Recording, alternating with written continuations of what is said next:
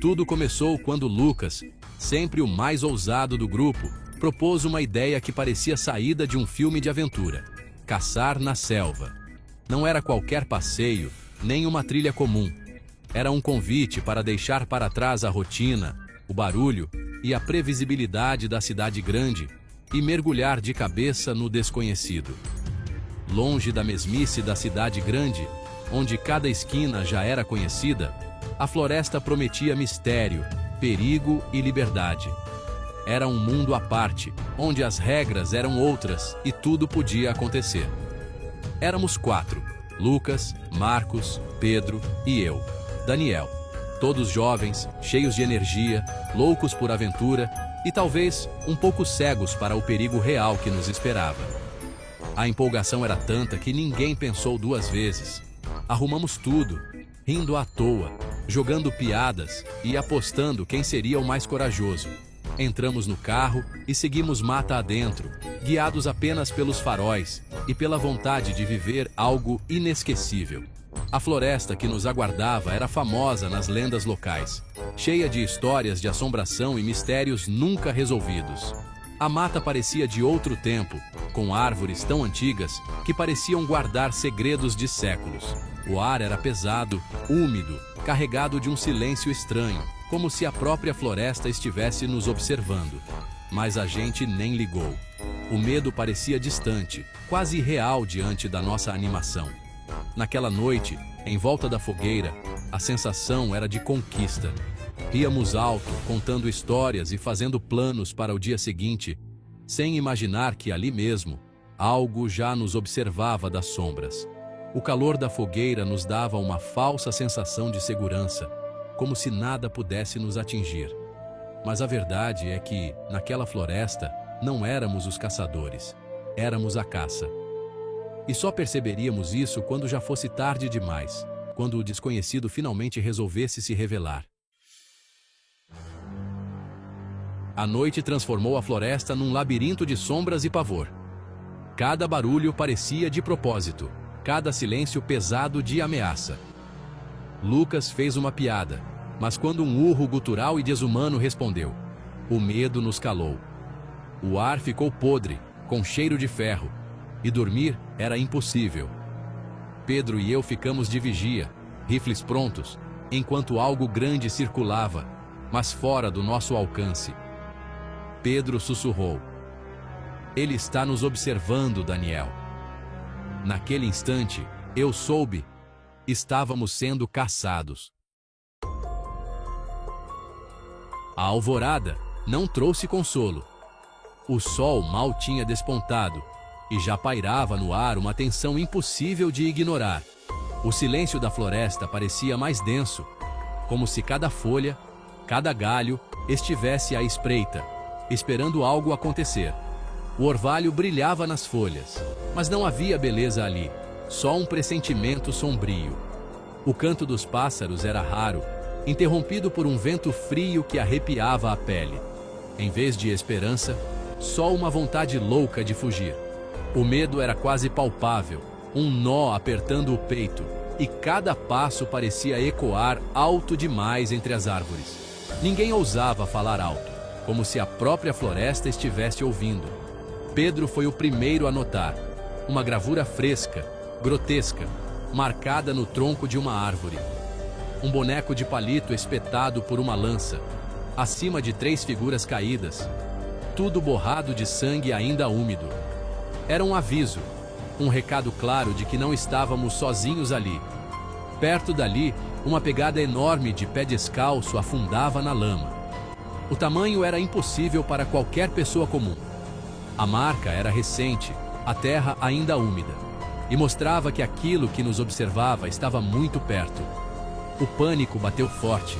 A gente se deu conta, de repente, que todos os avisos, todos os sinais eram para nós. O medo se espalhou pelo grupo como fogo em palha seca.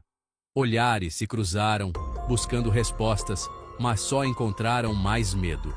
Abandonamos a trilha, correndo a esmo, sem direção, guiados apenas pelo instinto de sobrevivência. A sensação de estar sendo observado nunca nos largava. como se olhos invisíveis nos seguissem a cada passo, esperando o momento certo para atacar.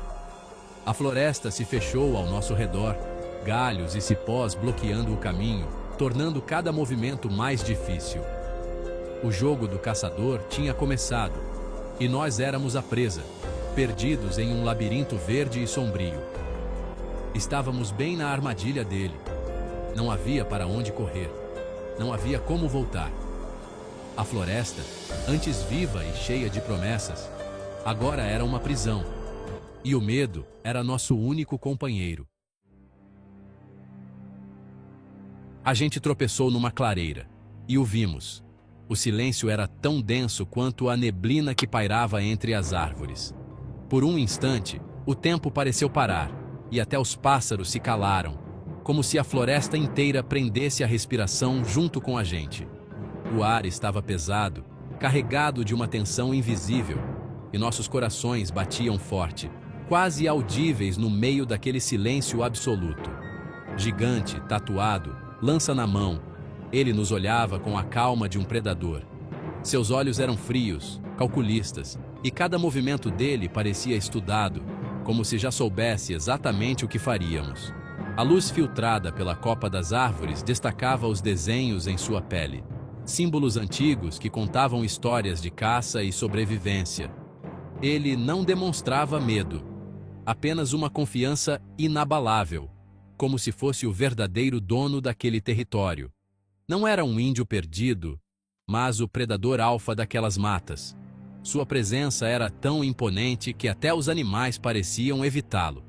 Era como se a floresta o reconhecesse como seu guardião, seu juiz e executor.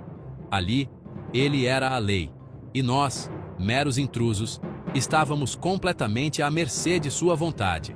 Lucas choramingou. Os olhos do gigante se fixaram nele, um sorriso cruel se abrindo. Era um sorriso que não prometia misericórdia, mas sim diversão diante do nosso medo.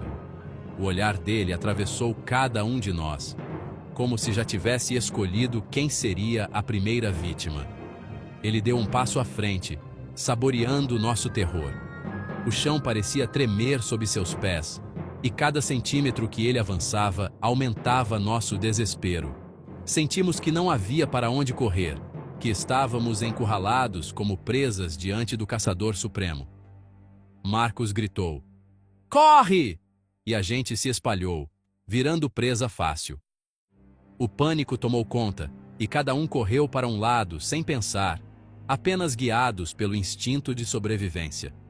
Os galhos arranhavam nossos rostos, o chão escorregadio dificultava cada passo, mas o medo era mais forte que qualquer obstáculo. A matança do caçador tinha começado.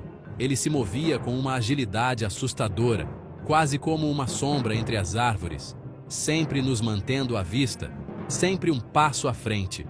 O som de sua respiração era o único aviso de que ele estava perto, pronto para atacar. Não estávamos mais juntos. Agora, éramos alvos. Cada um de nós sentiu o peso do isolamento, a certeza de que, separados, nossas chances eram mínimas. O medo nos unia, mas a selva nos separava, e o caçador, paciente, sabia que era só questão de tempo até nos encontrar. Eu me escondi, tremendo, enquanto o grito de Marcos ecoava. Através da névoa, vi o gigante prender Marcos numa árvore com a lança, torturando-o com uma calma arrepiante. A agonia de Marcos foi longa, o caçador saboreando cada segundo. Quando acabou, o gigante limpou a lança, procurando por nós. Por um instante, achei que ele me viu, mas sumiu na névoa. Eu estava sozinho, assombrado pelo silêncio e pelo corpo sem vida de Marcos. A caçada continuava.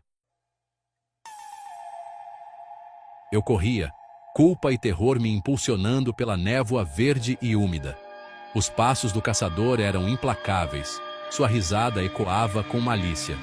De repente, Pedro me chamou, me guiando para um barranco íngreme. Uma esperança surgiu, mas o gigante era rápido demais. Ele caiu sobre Pedro, acabando com ele num instante brutal. O caçador olhou para cima, me encarando, sorrindo friamente. Todos os meus amigos se foram. Eu era o último. A morte de Pedro me deu um choque. Corri pela beira do barranco, o caçador subindo atrás de mim. Atravessei espinhos e riachos gelados, movido pela pura sobrevivência. Finalmente, vi a estrada de terra e nosso carro. Saí cambaleando da mata, caindo na lama. O caçador apareceu na beira da floresta, observando, sorrindo. Ele me deixou ir, não por misericórdia, mas para espalhar sua lenda. Eu fugi sem nunca olhar para trás. O monstro queria que o mundo soubesse. Anos depois, a floresta ainda me assombra profundamente. Meus amigos nunca foram encontrados. Só eu conheço a verdade sombria. O caçador ainda está por aí, esperando pacientemente em seu reino verde. Escrevo isso como um aviso. Alguns lugares não são nossos para entrar. Mantenham-se nas trilhas iluminadas. Respeitem os lugares antigos e selvagens, por favor. Se ignorarem os avisos, talvez encontrem o caçador, e ele sempre deixa um para contar a história assustadora. Eu sou esse um, vivendo com os fantasmas do passado.